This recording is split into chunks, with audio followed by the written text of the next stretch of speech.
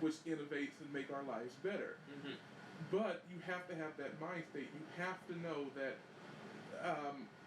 For me, I am a fan of things. I have an acquited obsessive love when it comes to certain things, to the point where a lot of people would be like, borderline creepy. Of course, I have. I'm not insane, so I understand that, I gotta calm that shit down, and there are lines and shit. There are a lot of people who don't do those things.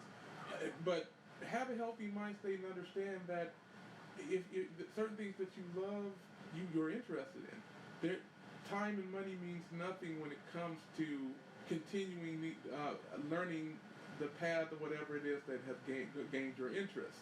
Indeed. Which is what you should be focusing your time and energy on in putting into your business anyway, because that's going to be your bread and butter and your life pursuit.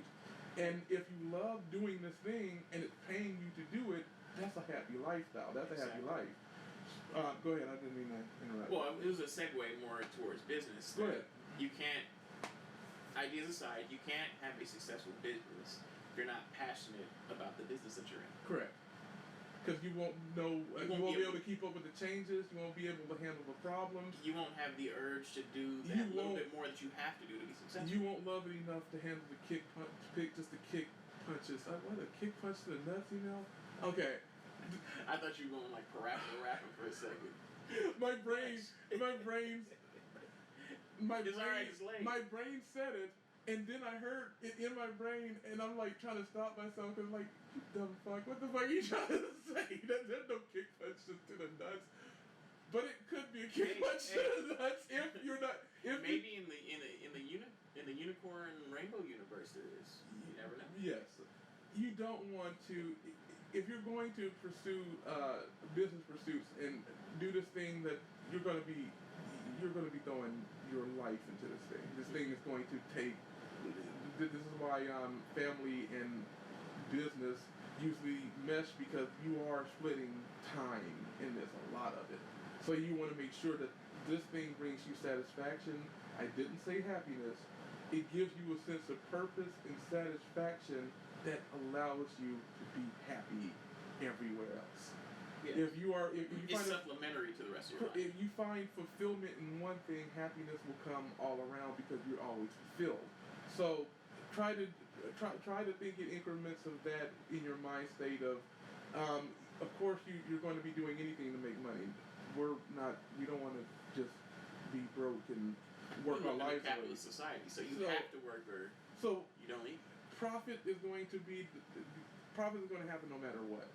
The mind state that you should have, which is the best one that I can think of, especially when it just coming to have it, this is going to be a tough road. But the healthiest mind state to have is this idea, if this thing that I'm pursuing worth it, and if it is something that indeed gives you the fulfillment that you need, even if it is, if it's all about money, which is usually not.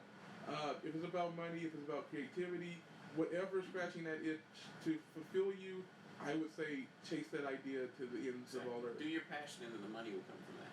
So, as I said, now we have a concept which is a fraction, many fractions, but not quite enough detail to bring into the world, thus it can't be a proper idea. If you have an idea, you have a sentence that has your verb, your conjugate, and it's a full-on sentence, and it's something that it's a mature thought. It's something that can be brought into this world.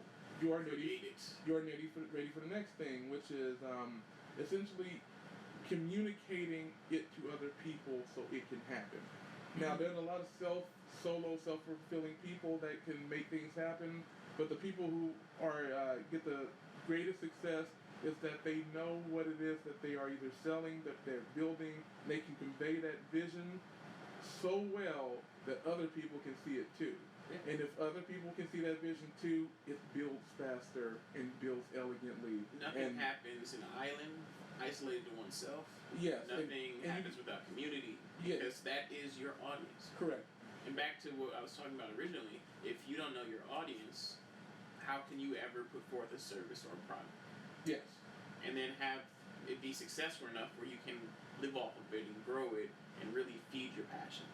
So once you've taken your idea and you understand whether it's going to be a product, a service, or a cross between the two, now you have to build. You have to turn your idea into something.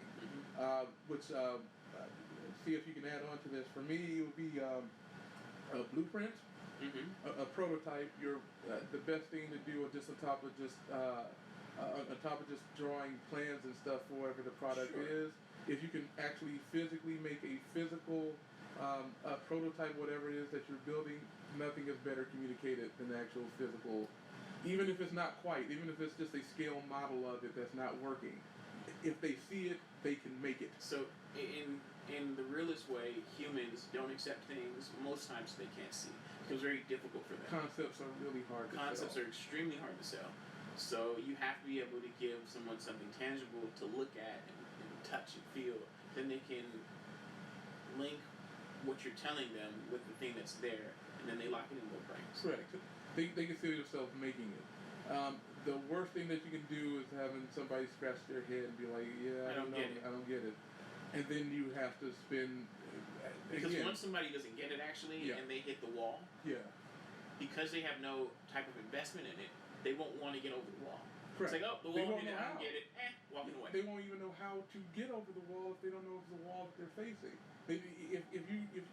Let's talk about just that as a concept really quick. A wall is a concept.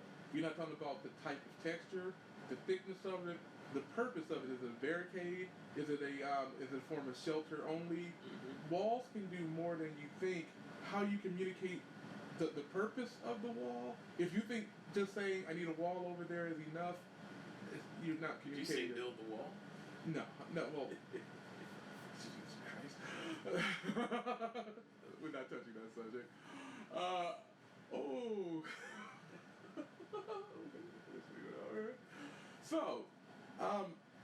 So with that said, on top of a prototype for your product, you can build a system. Usually, when it comes to services, or it comes to a lot of technical stuff, blueprints and systems are usually built, especially when it comes to describing software functionalities and that sort of stuff. So for services and things that aren't physically tangible, you have to give people something that they can grasp onto, like we said, right? Yes. So when you do a system, what you're really doing is basically a flow chart. You have this leads to that, to this to that, and then we do this in this section, which leads to this. Then you have your outcome. Yes. And that's what people will understand when you're dealing with something that's not a tangible. They see steps. They see steps leading to a final outcome. They know how to get to the final outcome. Exactly. And they know they know the ingredients that need to be put in to make this thing happen. Correct. You figure all of that stuff out. That's what we mean by concepts. Steps are concepts. Once you have all the steps in place, it's an idea.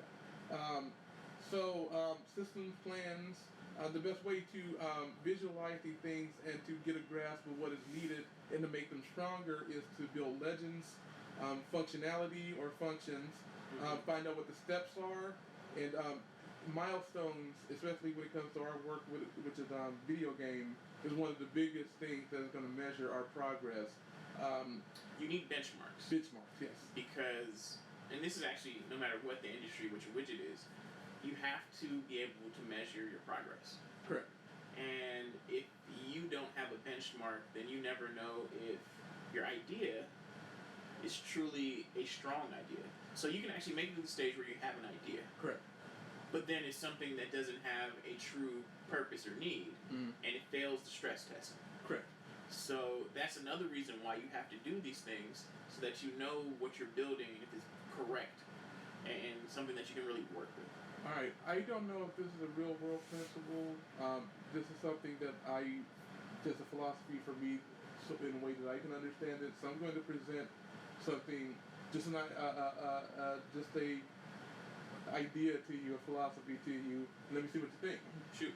Okay, so I'm gonna hit with the 5 whys. Okay. Which is a real business process. It's something that you do for PFMEAs, which is process analysis and other things like that. Okay, so I think that once you have either your product, service, a hybrid, there are 3 categories that you can look to find out whether or not your idea or whatever it is that you're building is valuable. So I have 3 categories, what I call the 3 values. Okay. Hear me out. Which is. You start with hear me out, man. Hear me out. This is me. You can trust me. Okay, so the 3 values, which I have split into the following categories. Necessity. Okay. Now, necessity does not hold just a normal value.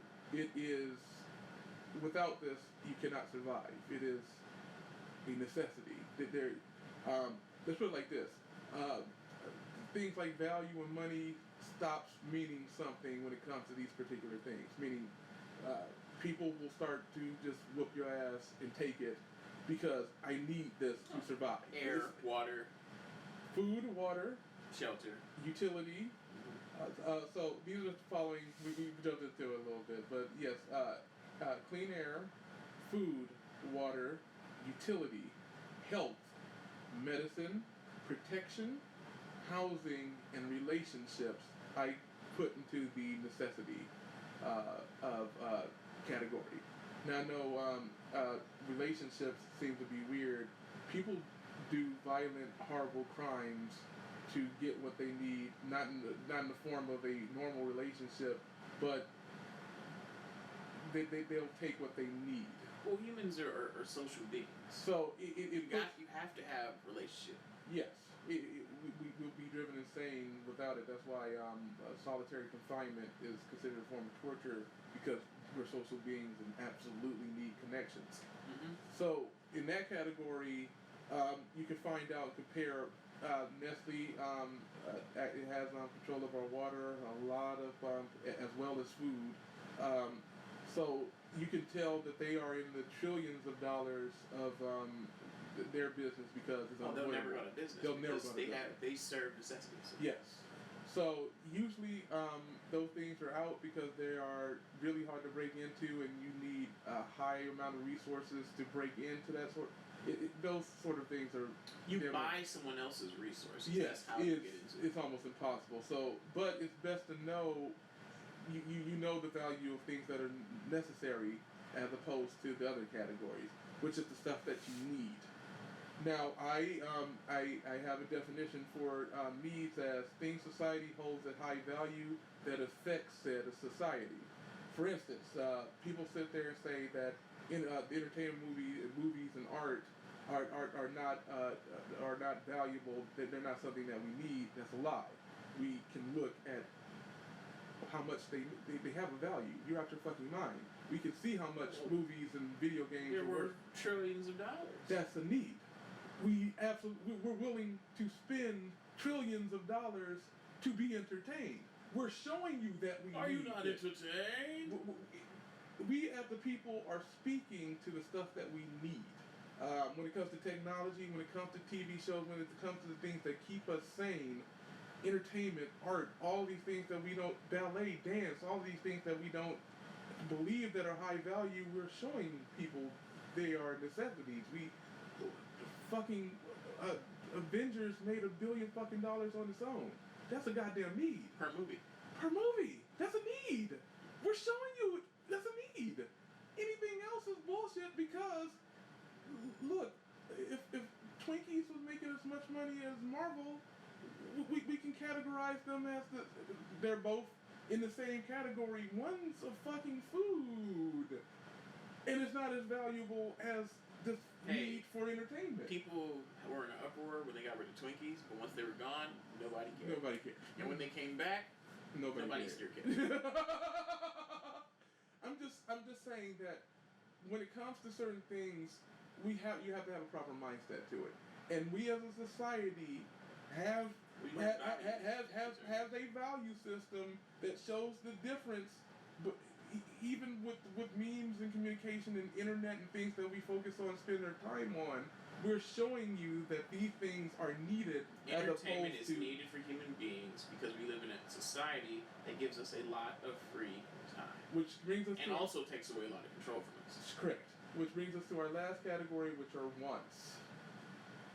Wants are, again, these are, as I define it, if you agree with me, let me know.